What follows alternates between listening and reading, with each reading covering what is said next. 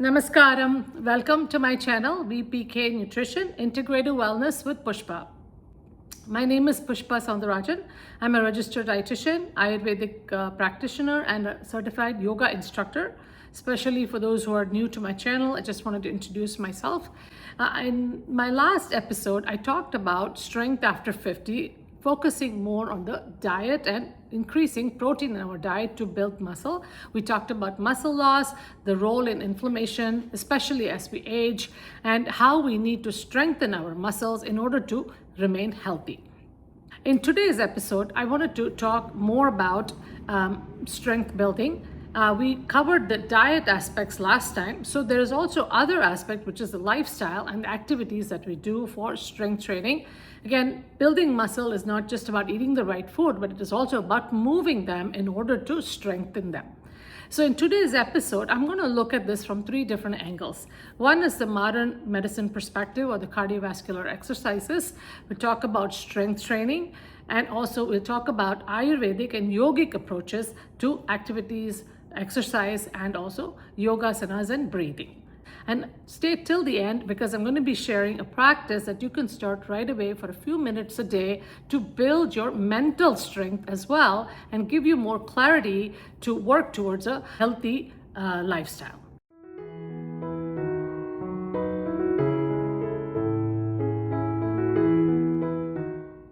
Welcome back, everyone. Again, thank you so much for all of my subscribers and viewers who have been following regularly and giving me feedback. If you haven't already done so, please do consider subscribing. If you like this video, give it a thumbs up. Again, share it with your friends and family who you think may be benefited.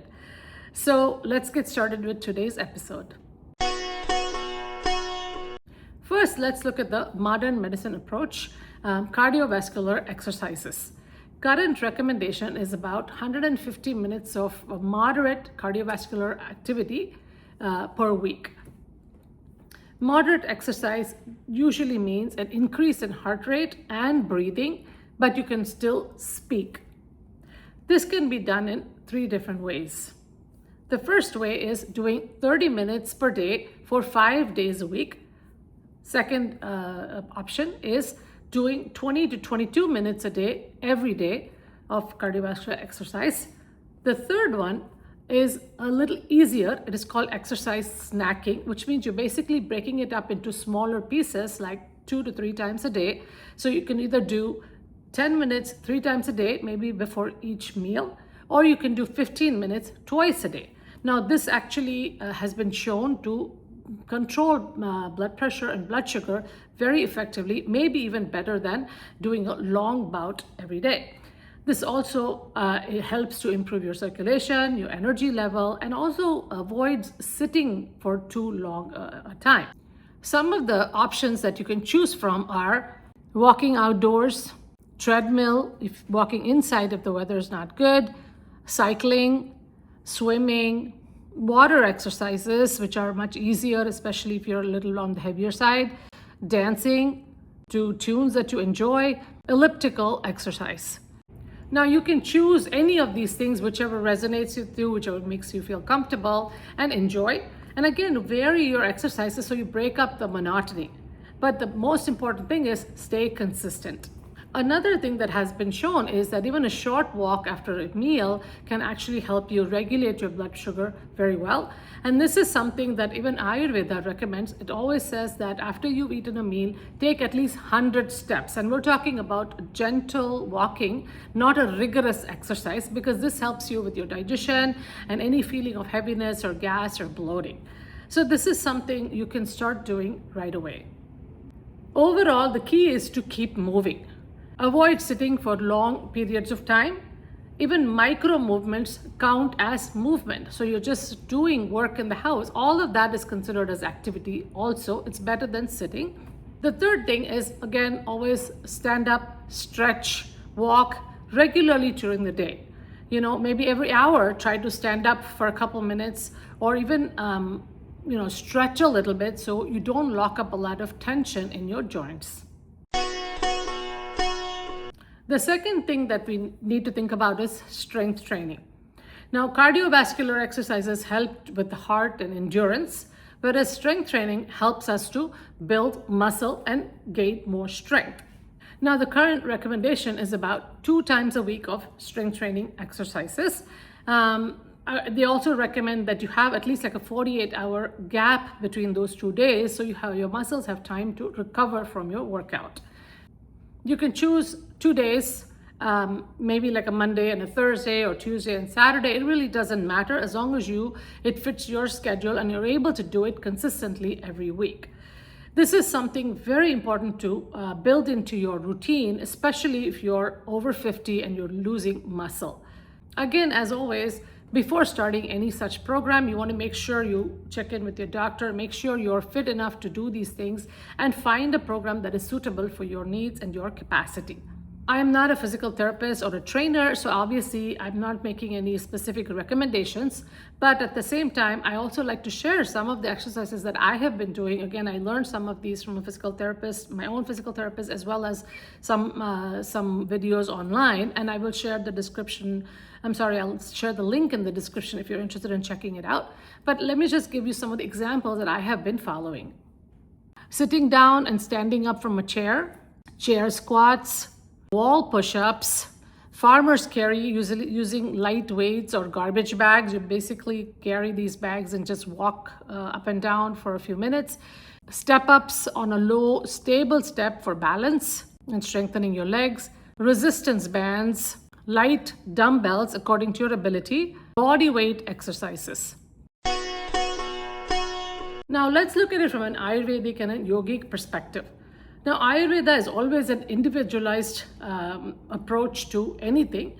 So in this case, with exercise, which is also called Vyayama in Ayurveda, your exercise that you choose and the intensity depends upon your body type, your age, the season, the place you live, because the climate controls what kind of exercises you can do, and also looking at the stress level, if you're getting enough sleep, your digestion.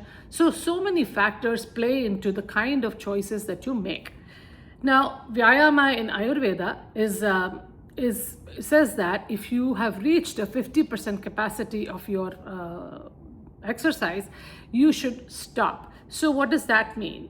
It says that the moment you see a sweat in your forehead, that means you've already reached 50% of your capacity, so it's time to stop.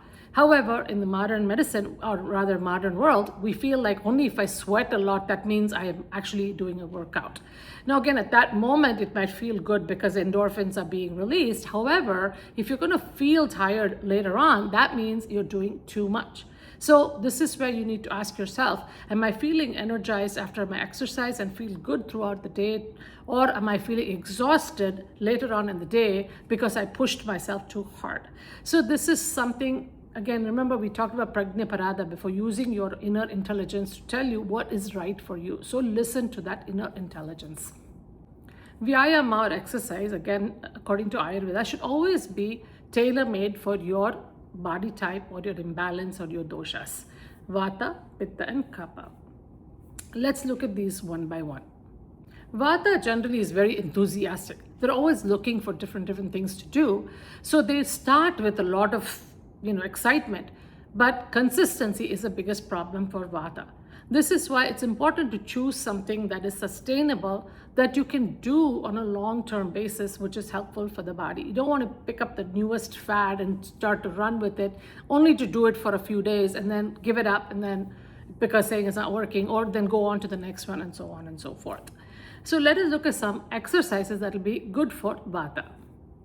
Walking regularly, slower pace and rhythmic exercise is probably the best. Warm environments to walk, not walking in the cold or windy climate. In that case, choose to be indoor. A predictable routine which calms the mind, and adequate rest and recovery between exercise. Yoga also has to be tailor-made for the Vata constitution or imbalance. So what are some of the asanas that will be helpful for them? Grounding poses like Tadasana, Virabhadrasana, or warrior pose, or triangle pose. Any of these grounding poses are really good. You want to stand and hold these poses for a longer time to give you that calmness and steadiness and balance. Move slowly between the postures. Breathe through each posture. Avoid constantly changing the routine. Pranayama is also very effective for Vata. Two things you can do. One is just deep breathing, inhaling through the nose all the way up to the belly and filling it up, and then exhaling, releasing it all completely, emptying your lungs. This is something that you can do anytime, even every couple of hours. If you're feeling anxious, you can always do this. Do at least about 10 rounds once in the morning or whenever you need the grounding. The second thing is, of course, Nadi Shodhana, or cleansing breath, which is the alternate nostril breathing that a lot of people are familiar with. It helps to balance the nervous system, balancing the lunar and the solar sides of the body, and gives you a sense of calmness, gets rid of a lot of the emotional, mental toxins, and gives you calmness of mind for a agitated Vata mind. Pittas, again, like to exercise, but they like to challenge themselves and work really hard. So pushing hard is a nature of the Pitta. So this is very important to be very cautious and not do that, because that's just going to aggravate Pitta and Vata even more. Some of the exercises that could be very helpful for a Pitta are the following. Swimming to cool down the body, moderate strength training, not pushing too hard with the weights, walking in nature, non-competitive activities, allowing recovery without the guilt. Again, avoid criticizing yourself because you're not able to do certain things that you were able to do when you were younger. You have to be kind and compassionate to yourself, be supportive of your body and body's needs, rather than pushing too hard and then regretting it later or getting injury. For Yoga Asana for Pitta, gentle twists like Ardha Matsyendrasana, forward folds or surrendering poses, slower transitions between poses with proper breathing. Avoid overextending to be perfect, which can lead to injury. When it comes to pranayama, there are so many cooling breaths that a Pitta person can do. Of course, Nadi Shodhana is helpful for everybody. But the one thing you can do is Shitali. Now, Shitali is where you're rolling your tongue. And then you're inhaling as you roll your tongue and exhaling through the nose. Let me just demonstrate. Roll your tongue and take a deep inhale through the mouth and tongue. Exhale through the nose. So this way you get a cooling air in your tongue, and then your also body naturally cools down. Now some people have difficulty rolling their tongues, then you can do the alternative, which is Shitkari. So here it's sort of like you're sucking through a straw, but you're keeping your teeth clenched together. Mouth is slightly open and you're inhaling through the mouth and exhaling through the nose. Let me show you. With your teeth clenched together and mouth slightly open, inhale deeply through the mouth, exhale through the nose.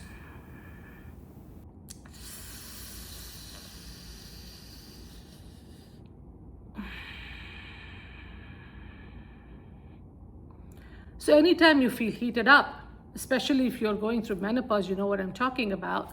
This is actually very cooling for the body, also very calming for the mind.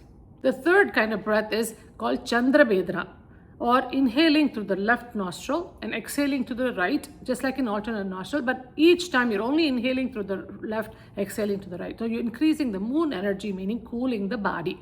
So it's like this. Close your right nostril with the thumb. Deeply inhale through the left nostril, exhale through the right nostril.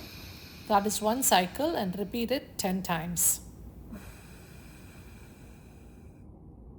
So this is something you can practice as well. Again, this also cools down the body, calms your mind, and will help you sleep as well. So you can do this at night.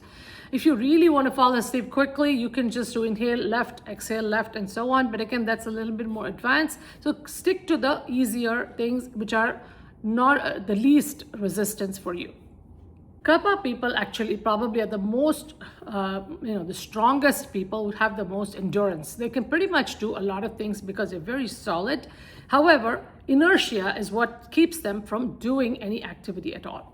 So some of the activities that would get them started in the morning and give them the energy to move through the day are as follows. Exercising early in the morning, or rather as soon as you wake up, go for a brisk walk, cycling, dancing, gets you moving. Again, music is very good for Kaphas.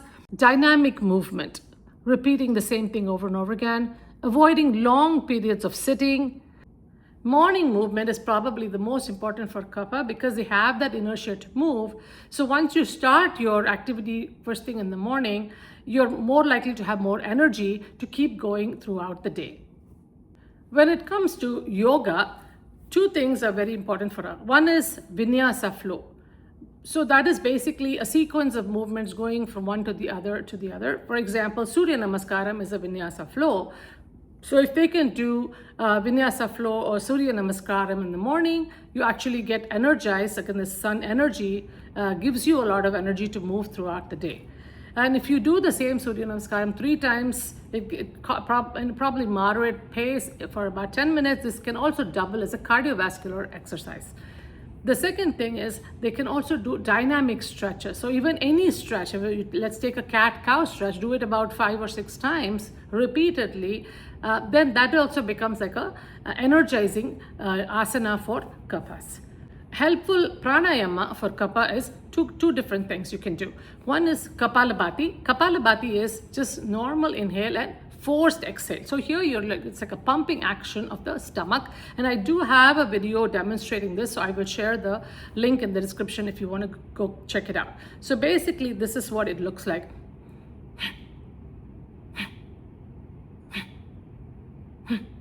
So once you get the hang of it, you can do it at a little faster pace for a Kapha. Now again, if you're a Vata or a Pitta, it's not highly recommended, but if you are going to do that for maybe for digestion reasons, you can do it at a much slower pace like I just showed you. Then the second thing is Bhastrika Pranayama. Now Bhastrika is a very heating breath. Here your inhalation is forced and exhalation is also forced. So this is again energizing for a Kapha person, and this is what it looks like. So this is forced inhale and forced exhale.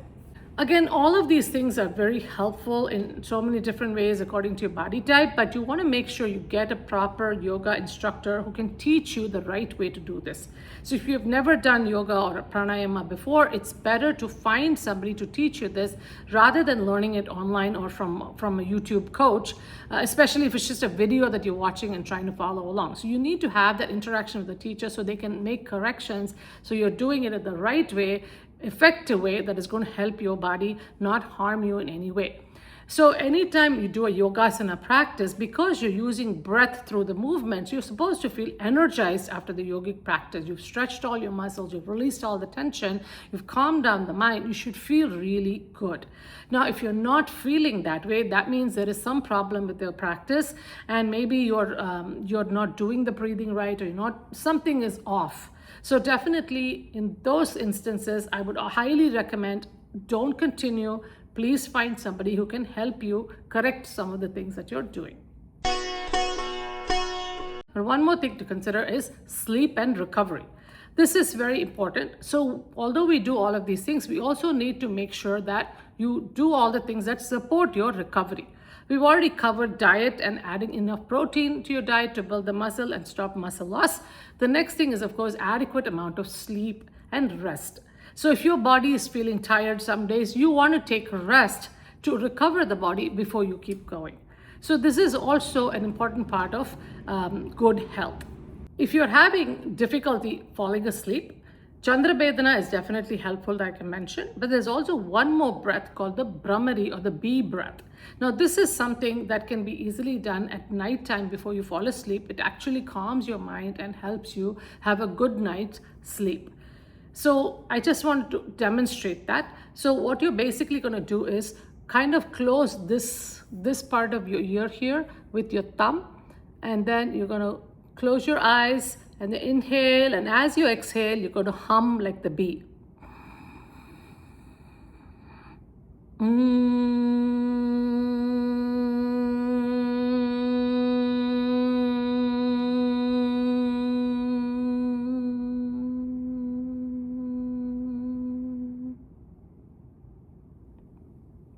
So that's one breath. So you can do about 10 of those, and you will immediately see your mind calms down, and it's so much easier to go back to sleep. Now for the single practice that I promised at the beginning of this video. This is something I recommend to all of my yoga students and even my friends, whoever is looking for some kind of advice. And I want to share that with you as well. Set your timer for 7 minutes. Sit upright with your back straight. You can sit on a chair if that's more comfortable, or you can sit on the floor. Make sure you're sitting on top of a cushion so there's a little bit of height for your back and then support for your, and then you're able to keep your knees on the floor so your back stays straight. Then you start off with 3 Om chantings. So inhale first, and as you exhale, you chant Om. And then after that, you do the alternate nostril breathing or the Nadi Shodhana. Do about 10 rounds of that. Once you're done with that, you just sit quietly until the timer runs out. So it's only a 7-minute practice. It is something that anybody can make the time. Again, consistency is way more important than the amount of time you do things. So if you do this continuously every day, you will definitely see results of mental clarity, and your creativity will improve, and you'll also naturally your mind will gravitate towards healthy living and forming good habits. Now you can do this first thing in the morning. You can do it at twilight, just before sunset, before you have dinner, or you can do it at night before bedtime. And then once you've done this practice at least, for a couple of months, and you feel like you want to do more, you can always add one more practice at another time. So again, this is something that I have been practicing for years and years. In fact, I do way more than 7 minutes, but definitely if you start with the 7 minutes, if you can be consistent with that, I think that would give you tremendous results. And I hope you would take this. If you didn't get anything else from this episode, at least start with this practice, because this will automatically help you create other good habits. Here's a recap of what we talked about today. Number 1 is cardiovascular exercise, 150 minutes a week, which can be 30 minutes, 5 days a week, 20 to 22 minutes every day, or exercise snacking of 10 minutes 3 times a day, or 15 minutes twice a day. Now, this is the bare minimum. Number 2, strength training. Improve your muscle strength at least 2 days a week. And that can be either Monday, Thursday, whatever time you choose, but make sure you have a 48-hour gap in between those 2 days. Number 3 is Ayurvedic recommendation. Again, your exercise should be tailor-made for your need, your body type, and your capacity, and not work above your capacity. Number 4, yogasanas, again, should be individualized to your body type and your endurance level, and it should be supportive of your, it should give you flexibility and balance. And you should also feel energized when you do yoga. Number 5, pranayama, that is breathing exercise, is very important, because this gives you a lot of prana, and it also gives you energy to go on with your day every single day. Number 6 is sleep. So you also need to recover from any kind of activity. So good night's sleep is very important. And also you can try some of those pranayama breathing that I taught, which can help you sleep better. Last but not the least, I've shared this 7-minute practice to incorporate into your life every day. I would love for you to start practicing that right away, because this is something I advocate to all of my yoga students as well. And I know it is very effective. So if you start practicing and you find this helpful, so please put that in the comment section so it can encourage other people. And I would love to know if it made a difference for you. Have a wonderful week ahead. Listen to your body, observe your mind, and heal yourself. And I will see you later with another new episode.